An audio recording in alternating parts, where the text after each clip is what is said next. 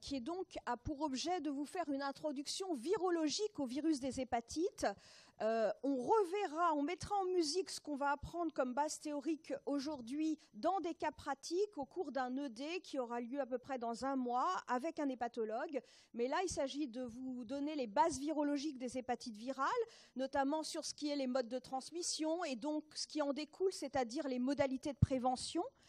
Et puis de vous donner tous les outils virologiques pour le diagnostic en particulier, savoir précisément demander les examens complémentaires nécessaires et pour ce qui est de l'hépatite C, connaître les grands principes du traitement de l'hépatite C actuellement. Alors, je vais vous commencer par un tableau un peu de synthèse sur les virus des hépatites qui, à mon avis, n'existe pas nécessairement comme ça dans vos bouquins, donc je vous ai un peu mâché le travail. Je vous dis tout de suite, un tableau comme ça, il y a 20 000 QRM qu'on peut poser dessus. Tout à coup, ça m'a fait tilt. Alors, qu'ont en commun les virus des hépatites, il y en a 5. Qu'est-ce qu'ils ont en commun? En fait, il y a d'autres virus qui peuvent occasionner des hépatites. Mais le point commun des virus dits des hépatites, c'est qu'ils sont primitivement hépatotropes, c'est-à-dire qu'ils ont un tropisme privilégié pour les hépatocytes, ils entrent et se multiplient dans les hépatocytes. Et de là, ils sont responsables d'hépatites virales, qui cliniquement sont souvent assez silencieuses, souvent asymptomatiques, mais biologiquement, biochimiquement, peuvent se traduire par une cytolyse hépatique avec élévation des transaminases et particulièrement aux dépens des alates. Il y a donc, en fait, ça c'est les points communs des virus des hépatites. Après, ils sont très différents. Ces 5 virus des hépatites, il y a eu un VHF, mais c'est une erreur de la recherche, et puis il y a un VHG, mais en fait, il n'est pas hépatotrope et pas pathogène pour l'homme. Donc il y a bien 5 virus des hépatites. Ils appartiennent tous à des familles différentes, avec des génomes différents. La plupart sont des virus ARN, sauf le VHB, qui est un virus à ADN, on le retrouve dans le nom de sa famille. En fait, la réplication de ce virus passe par une étape de transcription inverse, comme les rétrovirus. Vous verrez que ça a une conséquence en clinique, c'est que certains médicaments qui sont utilisés dans le cadre du VIH sont également actifs contre le VHB. Alors, le VHA et le VHE n'ont pas d'enveloppe, ce sont des virus nus, tandis que les 3 autres virus sont des virus enveloppés, y compris le virus de l'hépatite D, qui en fait est un virus défectif, qui a absolument besoin d'un virus auxiliaire pour se multiplier, qui est en l'occurrence le VHB, dont il emprunte l'enveloppe. Donc oui, il est enveloppé, mais donc oui, il a besoin de ce virus-là, ce qui fait que ce n'est pas la peine d'aller chercher chez vos malades le VHD s'ils ne sont pas infectés par le VHB. Et puis, le VHA comme le VHE ont une transmission fécale-orale, tandis que les autres virus des hépatites ont une transmission de type parentéral. À votre avis, y a-t-il un lien de cause à effet, un lien qui unit le fait que le VHA et le VHE sont nus et une transmission fécale-orale, alors que les autres sont des virus enveloppés qui ont une transmission parentérale? Oui, quel est ce lien? Oui, les virus nus sont beaucoup plus résistants dans l'environnement et c'est pour ça qu'il peut y avoir une transmission de type fécal-oral, tandis que l'enveloppe en fait des virus enveloppés est quelque chose de très fragile dans l'environnement qui peut se détruire avec des variations minimes physico-chimiques de l'environnement et du coup ça nécessite des contacts beaucoup plus rapprochés entre individus avec une transmission en l'occurrence ici parentérale. Alors, la gravité des hépatites virales, ça tient à 2 grandes situations cliniques. Première situation, ce qu'on appelle l'hépatite fulminante, qui est une sorte d'hépatite suraiguë, avec lyse massive des hépatocytes, qui est potentiellement mortelle et qui nécessite une transplantation d'urgence. Cette situation d'hépatite fulminante peut se voir avec tous les virus des hépatites, mais particulièrement avec le VHH chez l'adulte, avec le VHB, particulièrement lorsqu'il y a une co-infection VHB plus VHD, et puis avec le VHE, particulièrement dans les pays sous-développés au 3e trimestre de la grossesse. L'autre situation qui fait la gravité des hépatites virales, c'est l'hépatite chronique. l'hépatite chronique, pourquoi c'est grave? Parce que sur le long terme, parfois après des décennies, ça évolue finalement, ça peut évoluer vers la cirrhose hépatique et sur ce lit de cirrhose, le carcinome hépatocellulaire, c'est-à-dire le cancer primitif du foie. Donc, il y a un seul virus parmi les virus des hépatites qui n'est jamais responsable d'hépatite chronique, c'est le VHA. Par contre, tous les autres peuvent occasionner une hépatite chronique. Pour le VHB, c'est particulièrement vrai plus l'infection a lieu tôt dans la vie, donc c'est surtout vrai notamment chez le nouveau-né de mère qui a une hépatite B. Également, c'est particulièrement vrai quand il y a une surinfection par le VHD, donc là on a une hépatite chronique B plus D. L'hépatite chronique, c'est ce qui fait toute la gravité du VHC, donc dans 3/4 des cas, il y a passage à la chronicité.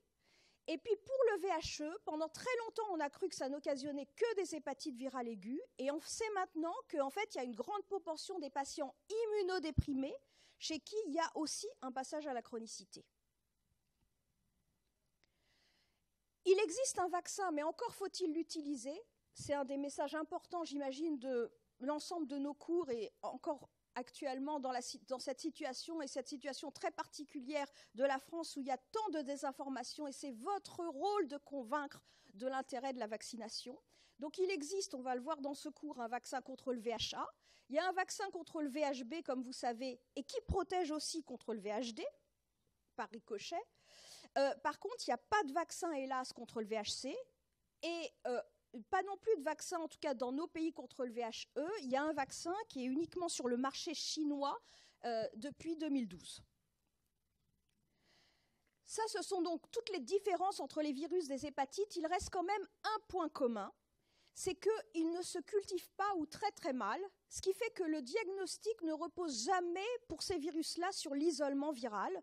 Lorsque vous faites le diagnostic, il est soit indirect, c'est-à-dire que vous mettez en évidence les anticorps contre le virus, soit quand il est direct, vous ne pouvez pas le faire sur la base d'un isolement viral, vous le faites sur la base de la détection du génome par biologie moléculaire, et dans certains cas, en particulier le VHB, également par détection d'un antigène viral, l'antigène HBS. Alors, on va commencer par le virus de l'hépatite A, qui est classé dans un genre à part, dans la grande famille des Picornaviridae.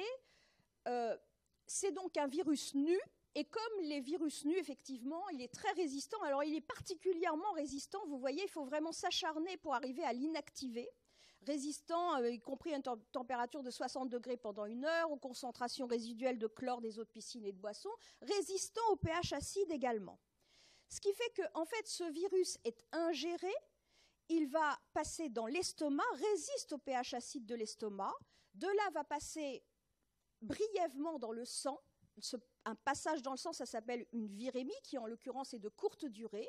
Et comme le virus est hépatotrope, il va aller dans les hépatocytes et s'y multiplier. Et les nouveaux virions produits vont être excrétés dans la bile et de là dans les selles, avec la possibilité par conséquent d'une contamination fécale de l'environnement. Donc, l'hépatite A fait partie des maladies dites du groupe des maladies du péril fécal, avec une possibilité de transmission donc fécale-orale soit directe, c'est une maladie des mains sales, soit indirecte par contamination fécale de l'environnement, donc ensuite par ingestion d'aliments et d'eau de boisson contaminés. Et donc transmission indirecte, notamment lorsque les circuits d'eau potable sont défaillants. Et puis, à cette transmission se rajoutent des modes plus anecdotiques. D'une part, la transmission transfusionnelle. Alors, historiquement, l'hépatite A, ce n'est pas du tout l'hépatite transfusionnelle, hein. Ce sont les hépatites B et C qui étaient les hépatites transfusionnelles. Mais comme on a dit qu'il y avait un court passage, une courte virémie, si le don de sang se fait à ce moment-là, il peut y avoir transmission de l'hépatite A par transfusion. Et puis, il y a une transmission... Apparemment, vous en avez entendu parler dans le cours immédiatement précédent, que j'ai mis sexuel avec plein de guillemets, parce qu'en fait, c'est effectivement une transmission qui se fait au cours de rapports sexuels, particulièrement chez la communauté d'homosexuels masculins, mais qui en fait est fécale-orale. Très bien. Donc, apparemment, vous êtes tout à fait aguerris à cela. Vous avez tout compris. Vous êtes une très bonne promo et on peut passer à la diapositive suivante. Donc, voici la carte de séroprévalence mondiale du VHA. La séroprévalence, c'est la proportion de sujets qui ont des IgG anti-VHA, donc qui sont immunisés. Alors, en fait, cette carte de la séroprévalence se superpose à la carte de l'hygiène dans le monde. Donc, vous avez une séroprévalence forte dans les pays sous-développés, une séroprévalence faible dans les pays très propres, comme la Scandinavie, le Japon, et une séroprévalence intermédiaire dans des pays qui sont en train d'accéder à un niveau d'hygiène plus favorable, d'accord, qui sont qui sont des pays en voie de développement vers un niveau d'hygiène supérieur.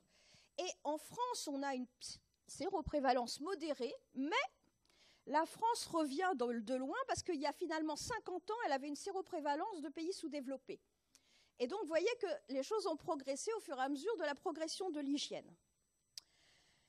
Donc, ce qu'il faut comprendre, c'est que les épidémies, bon, intuitivement, vous vous dites, elles sont rares dans les pays très propres, elles ne sont le fait que de voyageurs qui reviennent de pays d'endémie.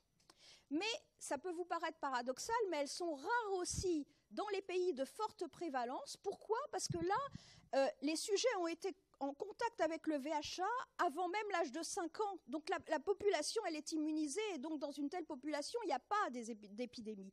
Et donc paradoxalement, apparemment, les épidémies vont être fréquentes et massives dans des régions du monde qui sont en train d'accéder à un niveau d'hygiène plus élevé et qui sont en voie de développement. Dans notre pays, en principe, on a affaire à des cas sporadiques, c'est-à-dire des cas isolés, mais quelquefois, à partir de ce premier cas, il peut y avoir une petite épidémie dans une petite collectivité. Et on va voir qu'il y a donc l'importance de la prévention à partir du diagnostic d'un premier cas. Donc, vous devez retenir aussi que quand vous êtes face à un sujet qui a manifestement une hépatite aiguë avec une élévation très importante des transaminases, de l'ordre de 10 à 20 fois la normale, eh bien, un élément important de votre interrogatoire pour vous orienter, c'est d'aller rechercher la notion d'un voyage récent en pays d'endémie. Parce que quand même, c'est souvent des cas d'importation, le premier cas. Alors, historiquement, on considérait que finalement, l'hépatite A, c'était une maladie bénigne. C'était en grande partie vrai autrefois où l'hépatite A touchait essentiellement les enfants parce que chez l'enfant, effectivement, il y a une très grande majorité de formes asymptomatiques. C'est malheureusement beaucoup moins vrai chez l'adulte et de nos jours, ça touche davantage les adultes où effectivement, il y a davantage de formes symptomatiques, davantage de formes ictériques, c'est-à-dire avec une jaunisse, davantage de formes graves qui nécessitent éventuellement une hospitalisation, et puis davantage de mortalité liée notamment à la situation de l'hépatite fulminante. En revanche, il reste vrai qu'à tout âge, le VHA, c'est le seul virus des hépatites qui ne passe jamais à la chronicité et qui ne peut donc pas occasionner ni de cirrhose hépatique, ni de carcinome hépatocellulaire. Alors, évolution des marqueurs d'infection par le VHA. Au départ, on a la période d'incubation, c'est-à-dire entre le comptage et l'apparition des symptômes. Elle est de l'ordre de 1 mois, de 15 à 50 jours, dans le cas du VHA. Dans cette période, à un moment, il y a donc ce passage du virus dans le sang, cette virémie, donc qui peut occasionner une hépatite lors d'une transfusion, et déjà excrétion du virus dans les selles. Autrement dit, le sujet est déjà contagieux avant même de se savoir malade. Au moment où apparaissent les symptômes, il y a ce pic des transaminases, les alates à 10 à 20 fois la normale, et de manière concomitante apparaissent d'emblée les IgM anti-VHA. Il faut que vous reteniez absolument que c'est la base de votre diagnostic d'une hépatite A. Face à une hépatite aiguë, demandez les IgM anti-VHA pour faire le diagnostic d'hépatite A et demandez-le précisément. Si vous demandez sérologie VHA de manière donc imprécise, qu'est-ce que va faire le labo? Il va faire les IgG anti-VHA. Or, les IgG anti-VHA, ça ne va pas du tout vous aider puisque les IgG anti-VHA apparaissent en même temps, mais eux, ils vont persister à vie. Donc, si vous avez des IgG positifs, vous ne saurez pas si ça correspond à, en fait, la trace d'une infection ancienne ou la trace d'ailleurs d'une vaccination versus ce qui explique l'épisode récent d'hépatite aiguë. Donc, soyez extrêmement précis dans votre demande d'examen complémentaire. C'est bien les IgM anti-VHA qui vont faire votre diagnostic. Et c'est très important parce que si vous ne demandez pas ça, vous avez un retard au diagnostic et du coup un retard à la prévention qui s'ensuit.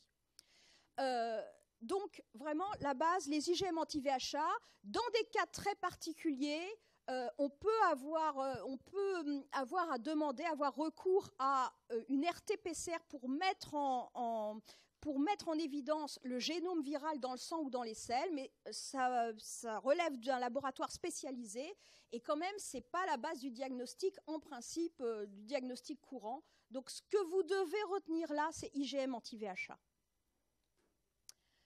Alors, on n'a pas de traitement contre l'hépatite 1, pas de traitement curatif, je veux dire. On se contente de proscrire tout ce qui peut aggraver l'état du foie, c'est-à-dire l'alcool, les médicaments hépatotoxiques.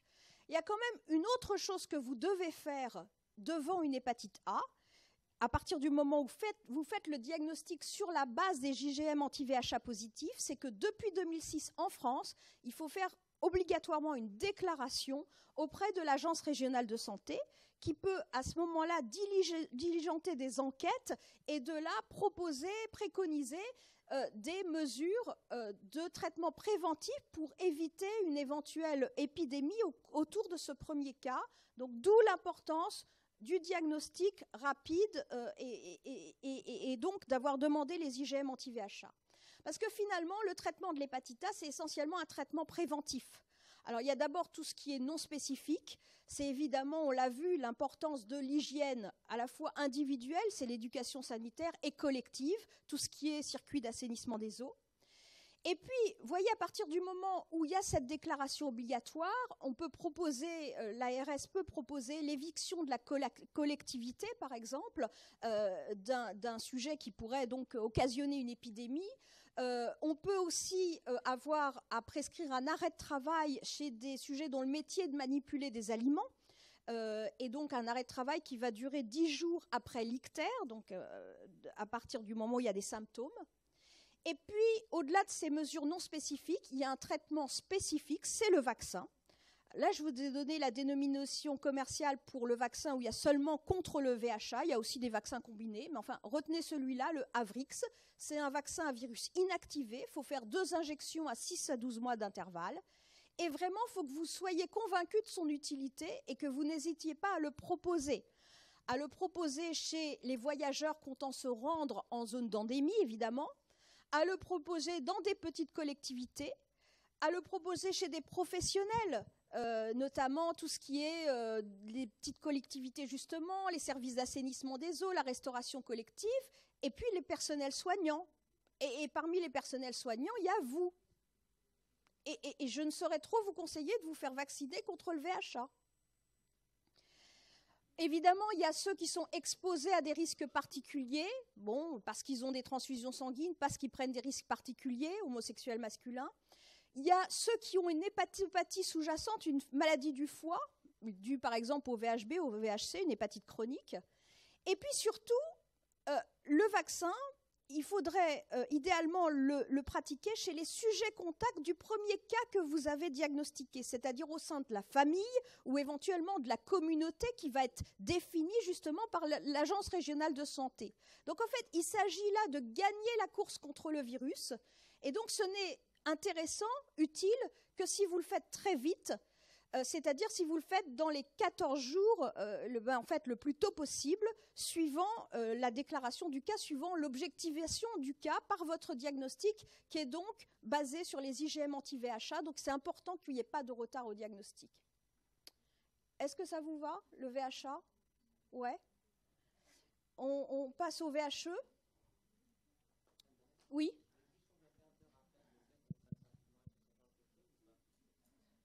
Non, de toute façon, c'est un vaccin qui est, si vous le faites rapidement dans le cadre de la prévention d'une petite épidémie locale, vous ferez quand même un rappel 6 à 12 mois plus tard. Mais l'important là, c'est de le faire très rapidement, une première injection. OK, on passe au VHE. Allons-y. Donc le VHE. Donc là aussi, on a affaire à un virus nu. avec une possibilité de transmission fécale-orale parce qu'il est très résistant dans l'environnement. En fait, le VHE, ça a été découvert seulement en 1990 et pendant très longtemps, en France, on y pensait qu'en deuxième intention, c'est-à-dire quand on avait éliminé les autres causes d'hépatite virale face à un tableau d'hépatite manifestement aiguë. La situation a vraiment beaucoup évolué ces dernières années, très récemment. On sait maintenant qu'il faut distinguer 4 génotypes différents de VHE et surtout qu'il faut donc distinguer 2 situations selon les régions du monde. Vous avez d'une part les pays sous-développés en voie de développement où là, effectivement, le VHE est endémique.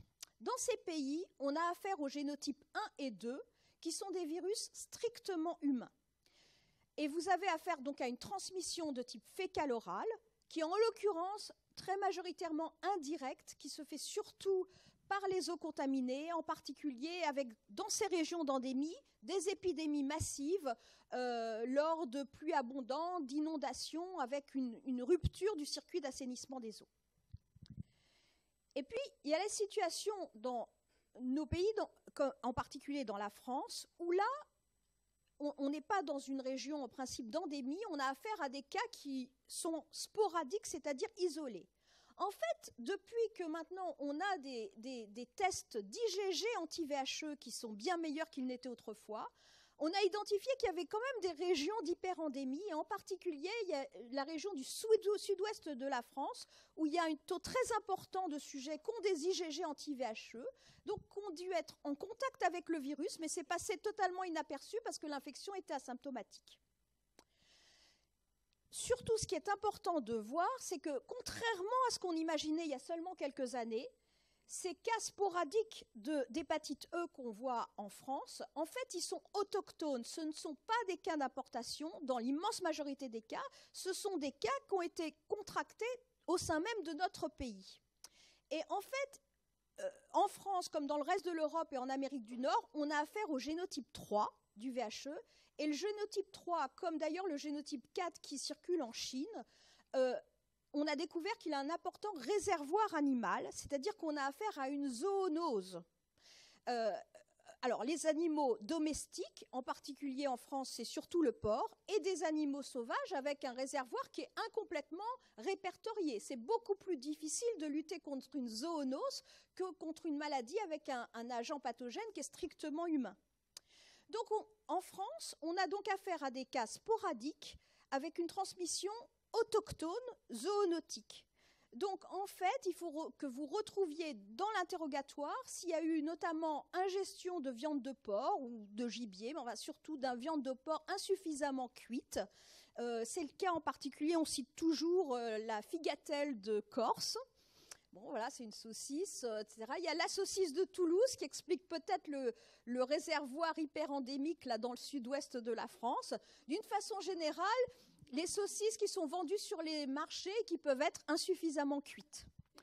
La transmission peut aussi avoir lieu par contact avec les animaux, soit lors de pratiques professionnelles, fermiers, vétérinaires, soit des pratiques de loisirs. Il reste une possibilité d'ingestion d'aliments comme des fruits de mer contaminés dans l'environnement. Et puis, mine de rien, quand on fait des enquêtes, on voit qu'il y a 1 sur 2000 dons de sang, c'est-à-dire c'est pas du tout négligeable, où en fait il y a une RT-PCR positive, il y a donc une virémie. Malheureusement, cette situation pour l'instant n'est pas prise en compte. Donc il y a une possibilité de transmission transfusionnelle là aussi à l'occasion de la virémie.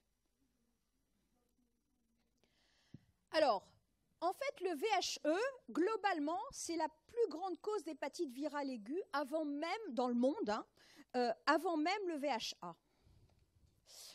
Souvent, cette infection, on l'a vu, est asymptomatique et est méconnue, mais il y a quand même un risque d'hépatite fulminante. Il y a un risque d'hépatite fulminante partout dans le monde lorsqu'il y a une maladie du foie sous-jacente. Et il y a également un risque d'hépatite fulminante dans la grossesse, surtout au 3e trimestre. Ça n'a été décrit que dans les pays en voie de développement. Et puis, donc, contrairement à ce qu'on a longtemps pensé, il y a un passage à la chronicité qui est possible chez les immunodéprimés, et donc dans cette population qui n'est pas du tout négligeable, qui est assez fréquente, quelle que soit la cause d'immunodépression. soit chez les transplantés, soit chez les sujets qui ont une maladie hématologique sous-jacente, soit des sujets infectés par le VIH qui sont réellement immunodéprimés, avec un taux bas de CD4. Et mine de rien, il y a toutes les conséquences qu'on peut craindre d'une hépatite chronique, c'est-à-dire vers la cirrhose et le carcinome hépatocellulaire, avec une progression qui, dans le cas du VHC, semble particulièrement rapide et la possibilité d'une cirrhose constituée à 3 ans seulement après la contamination. Alors, l'évolution des marqueurs de l'hépatite E et le diagnostic de l'hépatite E. En fait, on retrouve la notion d'une période évidemment d'incubation qui est un peu plus longue apparemment que dans le cas de l'hépatite A, de l'ordre de 45 jours en moyenne. Il y a un passage du virus dans le sang qui commence avant et une excrétion du VHE dans les selles qui commence là aussi avant, mais qui va se poursuivre 2 à 3 semaines après l'apparition des symptômes. Apparition des symptômes avec un pic d'alate notamment. Et de manière concomitante apparaissent les IgM anti-VHE. Donc chez les sujets immunocompétents, c'est vraiment les IgM anti-VHE qui est le marqueur à la base du diagnostic. Cependant, chez les sujets immunodéprimés, parfois ce marqueur est en défaut ou la séroconversion, c'est-à-dire de passage d'une sérologie négative à une sérologie positive, est tardive. Et dans ce cas, chez les sujets immunodéprimés, si vous suspectez donc une hépatite aiguë, qui pourrait être une hépatite E, même si la recherche d'IgM anti-VHE est négative, il faut aller demander, il faut essayer de rechercher l'ARN du VHE par RT-PCR, ça relève de labo spécialisé là aussi, dans le sang ou dans les selles. Et puis ce qui définit l'infection chronique, le passage à la chronicité, c'est la persistance de l'ARN du VHE au-delà de 6 mois.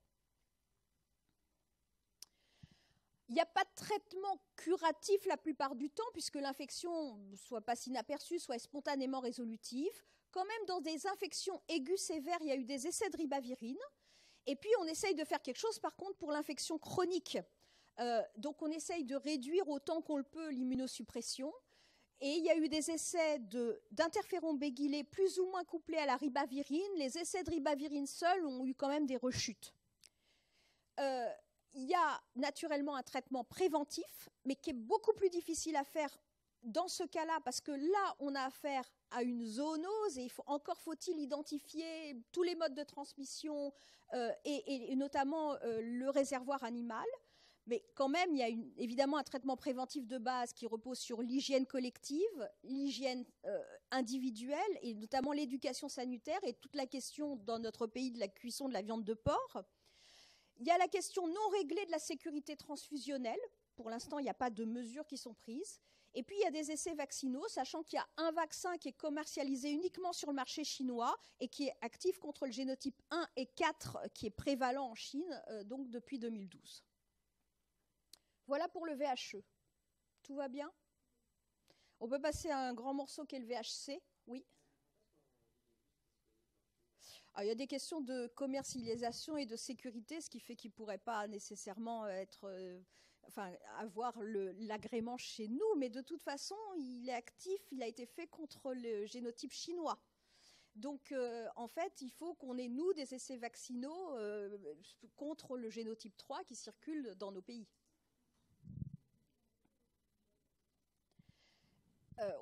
Comme les jouets chinois, on a quelques préventions par rapport à l'utilisation de produits qui sortiraient uniquement de Chine. Donc il y a vraiment cet aspect-là qui compte énormément. Alors le VHC, gros morceau du cours. Je ne veux pas que vous reteniez nécessairement l'ensemble de tout ce schéma, mais juste l'idée que le VHC est le premier virus de toute l'histoire de la virologie à avoir d'abord été découvert par son génome, par clonage de son génome, avant d'avoir été vu en microscopie électronique et avant d'avoir pu être cultivé. Encore aujourd'hui, on ne sait pas isoler le virus à partir du sérum d'un patient. Et d'ailleurs, c'est pour ça que le diagnostic ne repose jamais sur l'isolement viral.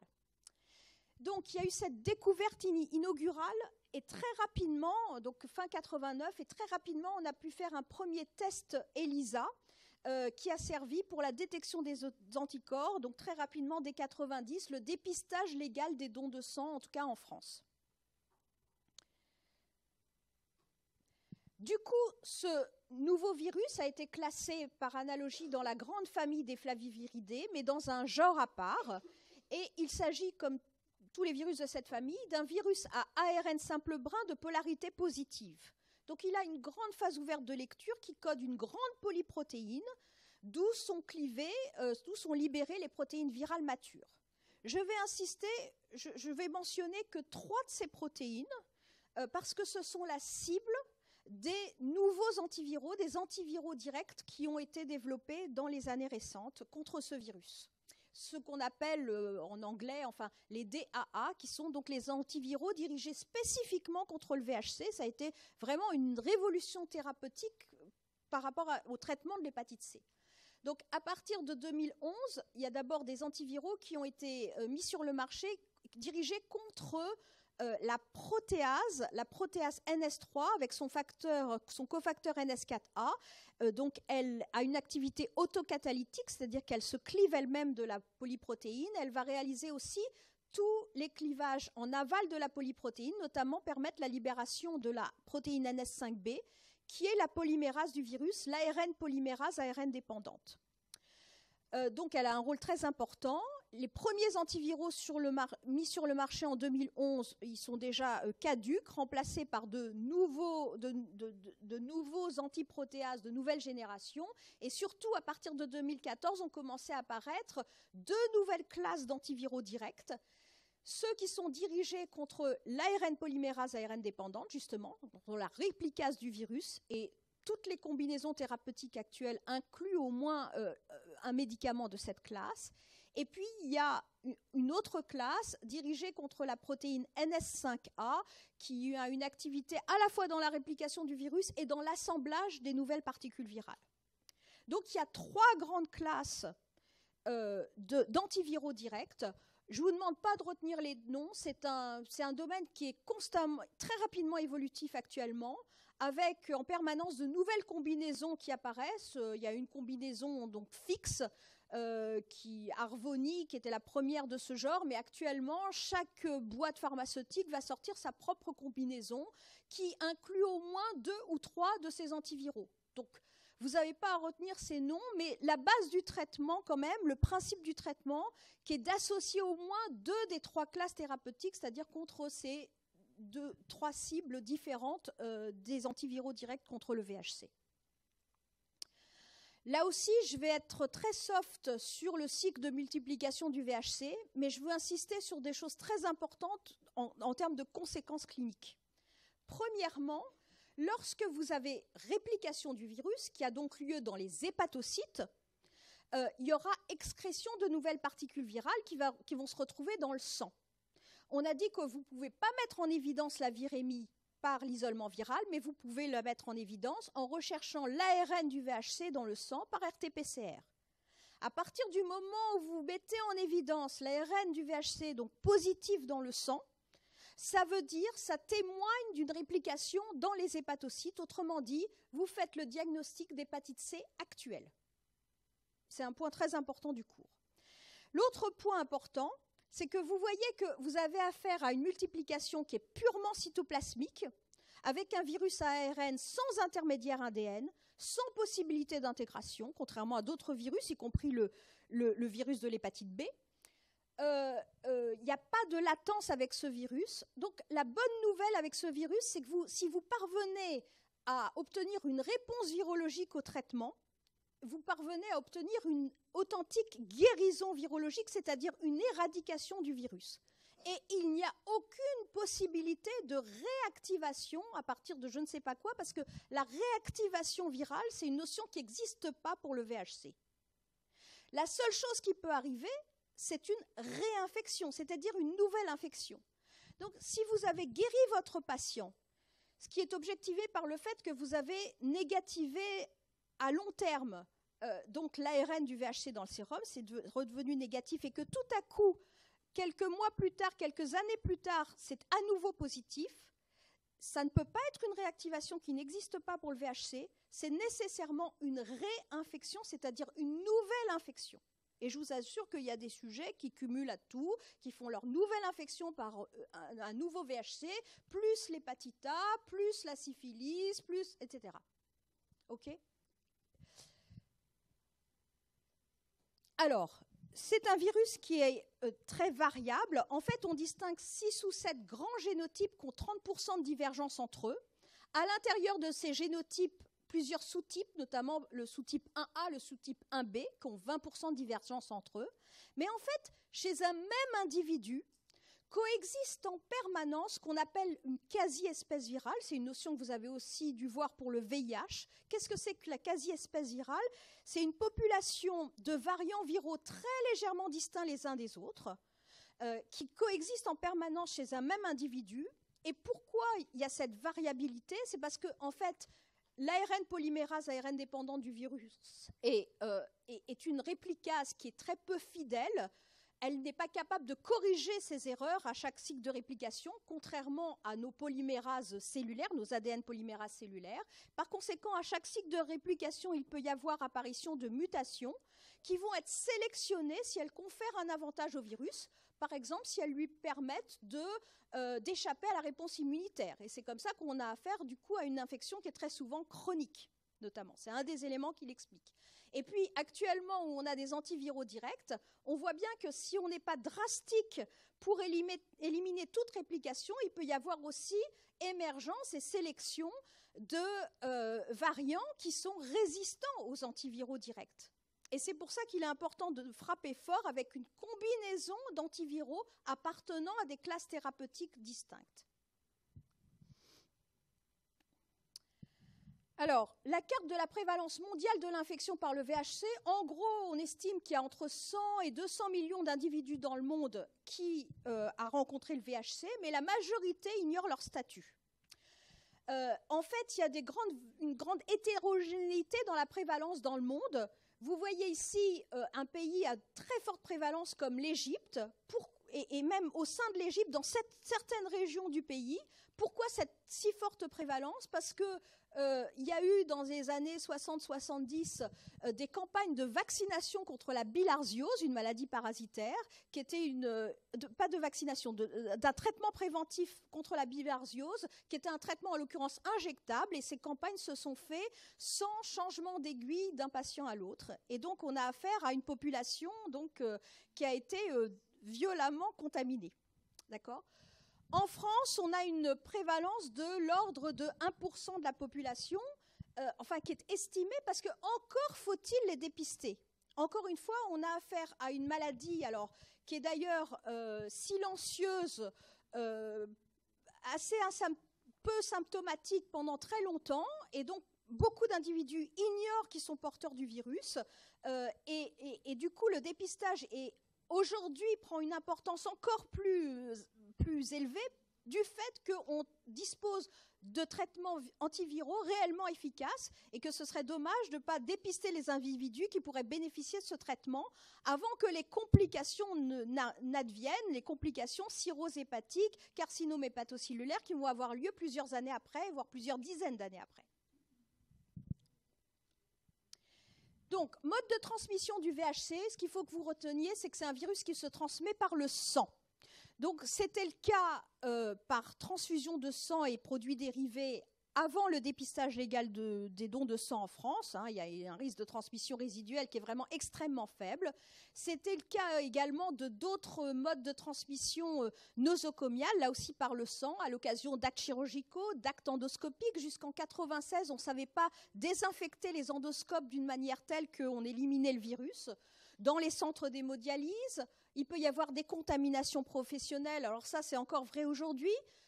Une infirmière de votre service, vous-même peut-être, si vous vous piquez avec une aiguille contaminée avec le sang d'un patient qui a une hépatite C. Et puis, autrefois, comme aujourd'hui, où ça reste la voie de contamination majoritaire, toxicomanie par voie intraveineuse et aussi par voie intranasale, le SNIF. Il y a une possibilité de transmission de la mère à l'enfant, particulièrement quand la mère est co-infectée par le VIH. Il y a des possibilités de transmission intrafamiliale par le partage d'objets contondants. Encore une fois, c'est une transmission par le sang. Il y a possibilité de transmission par piercing, par tatouage, par acupuncture. Donc, toutes ces pratiques qui ne sont pas toujours faites de manière rigoureuse. Sans doute par les soins dentaires, c'est assez difficile de faire des études là-dessus. Alors parfois à l'interrogatoire, vous ne retrouvez pas vraiment de mode évident, mais retenez que ça s'est transmis par le sang, peut-être par un de ces modes-là. Vous voyez que, cela dit, en fait, on a une transmission lors de rapports sexuels qui est possible et qui se fait sans doute lors de rapports sanglants, qui se fait en fait par voie sanguine. Ce n'est pas une transmission sexuelle vraie comme le VIH, et on n'a donc pas affaire avec le VHC à une épidémie galopante comme c'est le cas avec le VIH. On a affaire à une population qui s'est contaminée très souvent il y a longtemps auparavant, parfois par transfusion sanguine par exemple, mais qui va évoluer lentement, très souvent silencieusement, pour aboutir aux complications que le sont la cirrhose et éventuellement le carcinome hépatocellulaire, avec ce pic des complications qui est attendu dans les années 2020. Alors justement, l'histoire naturelle de l'infection par le VHC. L'infection aiguë, dans la majorité des cas, elle passe inaperçue parce qu'elle est asymptomatique. Qu'elle ait été ou non symptomatique, il y a deux destins possibles, deux évolutions possibles. Soit la guérison, malheureusement c'est le cas minoritaire, soit, c'est le cas majoritaire, dans 3/4 des cas, c'est vraiment ce qui fait la gravité de l'hépatite C, un passage à la chronicité, avec du coup une hépatite chronique de gravité variable, mais qui peut aller jusqu'à la constitution, donc parfois au bout de plusieurs décennies, mais quand même d'une cirrhose hépatique, qui en soi est une maladie potentiellement mortelle, qui nécessite une transplantation hépatique. Donc ça, c'est dans 20% des cas d'hépatite C chronique. Et puis sur ce fond de cirrhose, peut se développer de l'ordre de 3-5% par an, un carcinome hépatocellulaire, un cancer primitif du foie. Vous pouvez retenir ces deux chiffres-là parce que ce sont à peu près les mêmes dans le cas de l'infection chronique à VHB.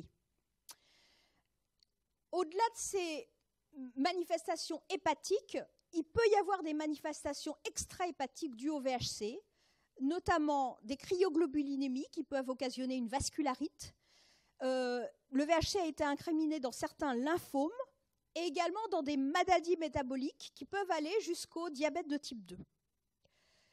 Donc, en fait, dans la pratique, vous aurez à distinguer entre deux grandes situations au pronostic radicalement différent, la guérison versus l'infection chronique par le VHC. Comment vous distinguez cela? Oui, je vous écoute. Oh, ce sont des complexes humains qui notamment sont des complexes retrouvés à froid et qui peuvent du coup boucher les artères et donner une vascularite. Donc, comment distinguer ces deux grandes situations au pronostic radicalement différentes? Autrement dit, comment vous distinguez entre il n'y a pas d'hépatite C actuelle et on a dit qu'il n'y avait pas de réactivation possible de toute façon versus il y a une hépatite C chronique? Eh bien, la distinction, c'est dans ce cas-là, après l'infection aiguë, il y a disparition de l'ARN viral dans le sérum, alors que dans le cas de l'infection chronique, il y a persistance au-delà de 6 mois. Alors justement, comment évoluent les marqueurs d'infection par le VHC? En fait, le premier marqueur virologique à apparaître, c'est donc l'ARN viral que vous recherchez dans le sang par RT-PCR et qui apparaît dans les 4 semaines qui suivent la contamination, qui suivent le comptage. Dans le cas d'une guérison spontanée, cet ARN viral sérique va disparaître. Mais sont apparus les anticorps anti-VHC. Alors dans le cas du VHC, cette séroconversion, c'est-à-dire ce passage entre sérologie négative et sérologie positive, se fait souvent de manière très retardée, souvent après le pic des alates quand on l'a mise en évidence, et en moyenne 12 semaines, c'est-à-dire 3 mois après le comptage. À partir de là, ces sujets qui ont une guérison spontanée vont garder en principe à vie les anticorps. Ils auront donc à vie une sérologie positive, même si les titres des anticorps anti-VHC ont tendance à baisser avec le temps dans ces situations. Surtout, ces sujets-là n'ont donc plus d'ARN viral sérique, puisqu'ils ont guéri spontanément grâce à leur réponse immunitaire. Situation radicalement différente. L'hépatite C chronique, cette fois-ci, il y a persistance de l'ARN viral dans le sang, au-delà de 6 mois, Et en fait, tant qu'on ne va pas faire quelque chose, c'est-à-dire tant qu'on n'aura pas décidé de traiter. Donc, chez ces sujets, vous allez à la fois avoir une sérologie positive et l'ARN viral qui est positif. Vous avez une hépatite chronique. Notez bien qu'au cours de l'hépatite C chronique, les ALAT ne sont pas nécessairement très élevés. Ils oscillent entre 1 à 2 fois la normale. Et d'ailleurs, si vous faites juste un diagnostic ponctuel, une recherche ponctuelle des ALAT, peut-être que vous allez tomber à un moment où les ALAT sont normales. D'accord ? Sont donc modérément augmentées seulement et de manière fluctuante. À partir du moment où vous faites le diagnostic d'hépatite chronique, se pose la question de traiter votre malade.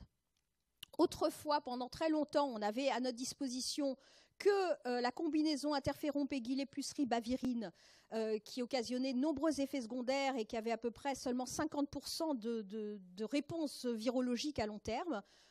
De nos jours, dans nos pays, c'est abandonné et on a affaire à des combinaisons d'antiviraux directs, comme on l'a vu tout à l'heure.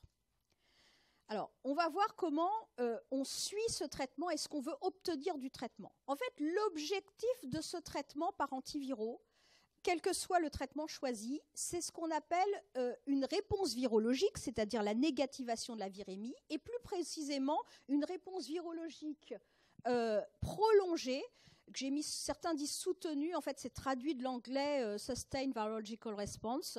En fait, quelle en est la définition? Donc, ce qu'on veut obtenir, c'est une négativation de l'ARN viral dans le sang et on parlera de réponse virologique prolongée lorsque 6 mois après la fin du traitement, l'ARN viral est toujours indétectable et toujours négatif dans le sang. Dans ce cas, vous avez réponse virologique prolongée, ce qui veut dire que vous avez réussi à obtenir l'objectif de votre traitement, qui est la guérison virologique, c'est-à-dire l'éradication virale. D'où je vous rappelle qu'il n'y a jamais de réactivation virale avec le VHC. Donc c'est une très bonne nouvelle et c'est ça l'objectif du traitement. Et avec les nouveaux antiviraux, les DAA, eh bien on arrive à obtenir plus de 90% de vos patients qui sont dans cette situation. Alors, malheureusement, il reste quelques pourcentages de cas où effectivement, ce n'est pas l'évolution, ce n'est pas le profil de réponse. Il n'y a presque plus maintenant d'absence complète de réponse où il n'y a jamais négativation de l'ARN viral. Si c'était le cas, il faut que vous posiez la question de est-ce que votre patient prend le traitement, franchement. Je pense qu'il ne le prend pas, là. Mais deux situations qui peuvent encore arriver, c'est l'échappement virologique, c'est-à-dire qu'au départ, sous traitement, le patient a négativé son ARN, mais alors qu'il est encore en traitement, eh bien, l'ARN viral réapparaît, redevient positif. Et la rechute virologique, c'est à peu près pareil, mais là, pendant toute la durée du traitement, l'ARN viral est resté négatif, et puis on arrête le traitement, et dans les 6 mois qui suivent, réapparaît une virémie positive, c'est une rechute virologique. On s'est rendu compte avec le temps que les patients qui rechutaient, en fait, l'ARN viral se repositive déjà au bout de 3 mois après la fin du traitement. Donc, à l'heure actuelle, certains commencent à parler de réponse virologique prolongée dès qu'à 3 mois, ils ont pu objectiver que l'ARN viral était encore négatif. Alors, comment, en pratique, vous allez faire? D'abord pour dépister une infection par le VHC et ensuite pour faire le diagnostic d'hépatite C. Donc, on a vu l'importance du dépistage, surtout encore plus maintenant qu'on a des traitements efficaces. Chez qui allez-vous faire ce dépistage? Évidemment, il y a d'abord le dépistage légal, obligatoire, de tous les dons de sang, d'organes, de tissus. Et en fait, ce sont les seuls cas où le dépistage est véritablement obligatoire. Pour le reste, c'est un dépistage que vous allez proposer et qu'il faut que vous pensiez à proposer. Et à votre avis, à qui allez-vous proposer prioritairement ce dépistage? Et c'est quoi les populations à risque? Oui, particulièrement ceux qui sont affectés par le VIH, parce que le VIH quand même partage certains modes de transmission avec le VHC. Les toxicomanes, passés ou actuels, absolument. Ceux qui ont pu avoir une transfusion autrefois, avant le dépistage des dons de sang, ceux qui sont toujours éventuellement bénéficient d'une transfusion régulière, des hémodialysés, toutes des populations qui sont à risque en fonction des modes de contamination, du mode de contamination par voie sanguine qu'on a énuméré tout à l'heure. Comment faites-vous cela? Vous demandez la sérologie VHC. Ne demandez pas les IgM dans ce cas, etc. Ça n'existe pas. Enfin, ça n'existe pas. On ne recherche pas les IgM anti-VHC. Donc, ce que vous demandez là, pour le coup, pour votre examen concernant le VHC, c'est vraiment sérologie VHC, point barre. Vous faites une sérologie VHC. Si le laboratoire vous rend soit positif, soit douteux, il y a quelque chose qui est extrêmement important, c'est que vous devez confirmer cela par une technique différente, mais surtout sur un deuxième sérum. Donc, vous envoyez au laboratoire un deuxième sérum. C'est très important parce qu'à tout moment de la chaîne qui sépare le prélèvement du patient jusqu'au rendu du résultat par le laboratoire, il peut y avoir une erreur d'identité. Bon, ça a des conséquences importantes si vous mettez en évidence une infection par le VHC. Donc, vous envoyez un deuxième sérum sur lequel va être pratiquée une technique différente pour confirmer donc une sérologie VHC positive. Alors, donc le dépistage, c'est-à-dire le dépistage que le sujet a été un jour en contact avec le VHC, il se fait par la sérologie du VHC. Dans l'immense majorité des cas, il y a quand même quelques très rares situations où cette sérologie est en défaut pour faire le dépistage. Soit vous avez affaire, par exemple, une infirmière s'est piquée dans votre service, il y a un accident d'exposition en sang, on a vu que la séroconversion était très tardive, elle est très anxieuse, évidemment, vous n'allez pas la suivre par la sérologie qui va être retardée, vous allez la suivre par la recherche de l'ARN du VHC. Autre situation qu'on a vue déjà, au fond, un patient, vous avez déjà réussi à le guérir contre une infection par le VHC, il a une réponse virologique prolongée, mais il continue à prendre des risques. Chez lui, si vous voulez dépister une nouvelle infection, vous êtes obligé de passer par l'ARN du VHC parce qu'il persiste, il continue à avoir une sérologie positive à vie. Et donc, ce n'est pas la sérologie qui va vous faire votre dépistage. Et de même, enfin, pour une autre raison, les nourrissons qui sont nés de mère ayant une hépatite C, pendant leur première année de vie, ils ont les anticorps qui ont été transmis passivement par la mère. Donc, ils ont forcément une sérologie positive. Si vous voulez dépister l'infection chez lui, il faut passer par l'ARN du VHC. Donc, justement, quand est-ce que vous recherchez l'ARN du VHC dans le sérum? J'ai remis ici les 3 cas qu'on vient de voir, mais le cas prioritaire, c'est vous venez de mettre en évidence une sérologie VHC positive, donc vous avez dépisté que le sujet a eu un contact avec le VHC, a eu une infection par le VHC. Encore faut-il savoir s'il fait partie de ceux qui ont guéri spontanément ou qui ont une hépatite C actuelle, et la seule façon de le savoir, c'est la mise en évidence de l'ARN du VHC dans le sérum. Donc, c'est vraiment le marqueur du diagnostic d'hépatite C actuelle.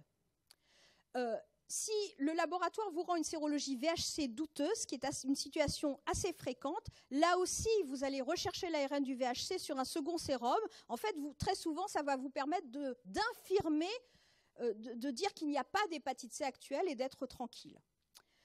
Et puis, bien sûr, ce que vous voulez obtenir par votre traitement, c'est une réponse virologique, c'est-à-dire la négativation de l'ARN du VHC dans le sérum.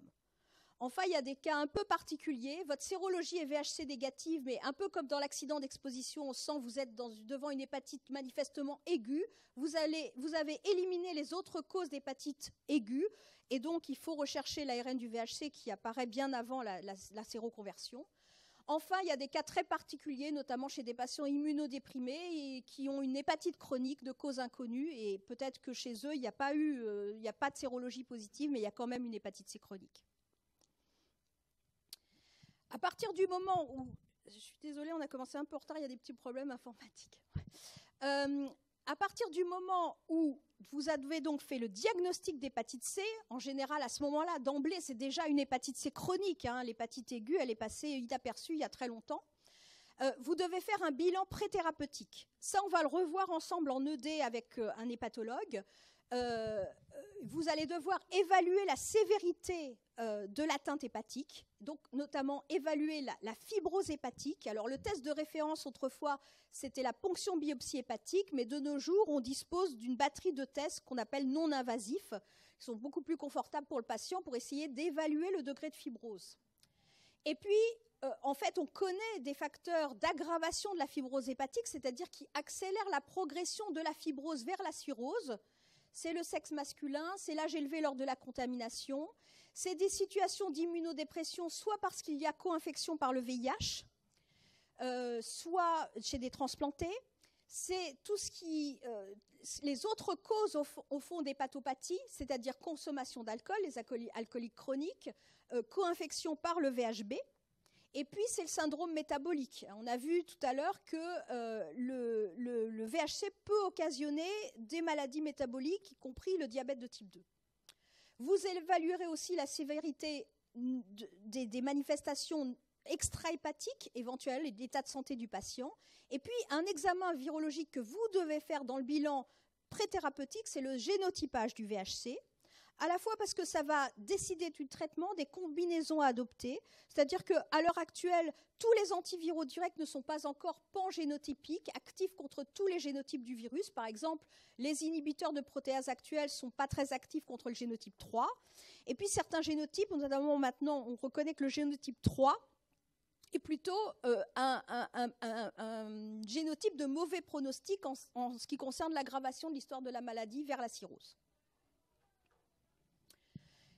Et vous devrez suivre, à partir du moment où se décide finalement le traitement, c'est quelque chose qui se décide en réunion particulière pour décider des priorités de traitement, parce qu'on a affaire avec les DA à un traitement qui est encore aujourd'hui extrêmement coûteux, plusieurs dizaines de milliers d'euros pour une cure qui en général est une cure de 12 semaines.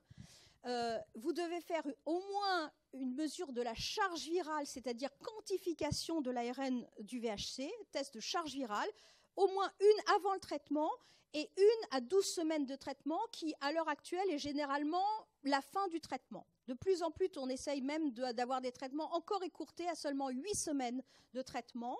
Parfois, on fait une mesure supplémentaire à 4 semaines de traitement. Si l'ARN viral s'est déjà négativé, on a affaire à une réponse virologique rapide qui a très bon pronostic de réponse virologique prolongée.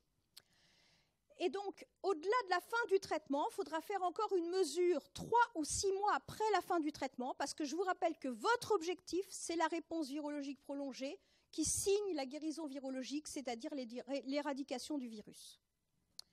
Donc, dans la pratique, et on va le revoir en ED, qu'est-ce qui se passe? Vous avez affaire à un patient qui soit a des facteurs de risque d'avoir été un jour en contact avec le VHC, soit manifestement une maladie chronique du foie.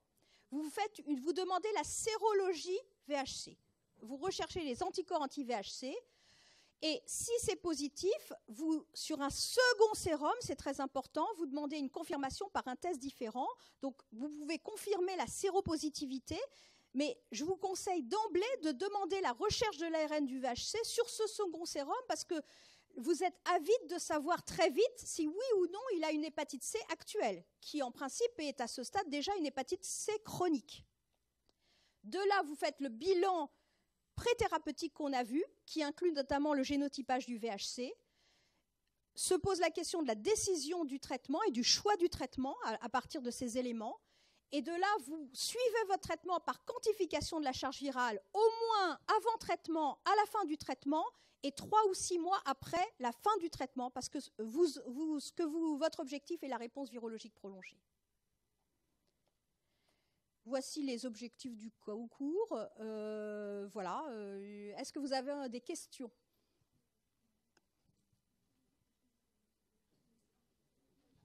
Tout va bien? Je vous conseille vraiment d'arriver à l'ED qui a lieu à peu près dans un mois en ayant tous ces éléments, pour vraiment pouvoir participer à l'ED. Voilà, merci.